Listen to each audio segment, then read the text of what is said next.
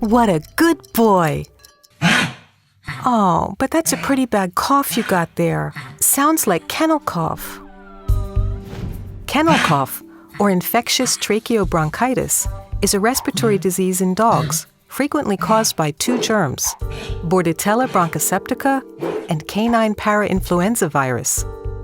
It affects the dog's nose and throat, but may also progress to serious, possibly fatal bronchopneumonia in puppies and elderly dogs.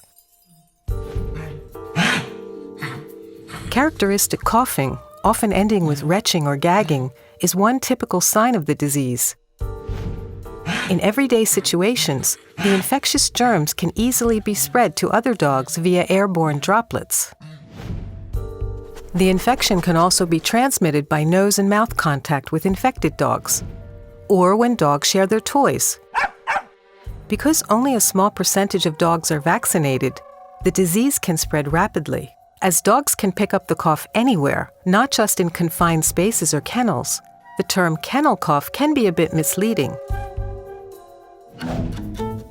Therefore, it is important to protect your dog wherever it goes. Ask your vet if intranasal vaccination against Bordetella bronchoseptica and canine parainfluenza virus is part of your dog's annual schedule. Intranasal vaccinations are easy and ideal, as they reach the nose and throat directly. With just one small drop in the nostril, your dog can be protected for a whole year. And by the way, some intranasal vaccines provide wider protection than many oral or injectable cough vaccines, as they protect against the two most common kennel cough pathogens.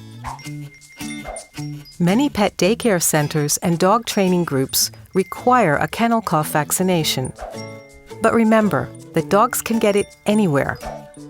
So save yourself some hassle by including it in your dog's vaccination schedule. The anywhere cough makes its way around. Protect your pet. Ask your veterinarian for more information.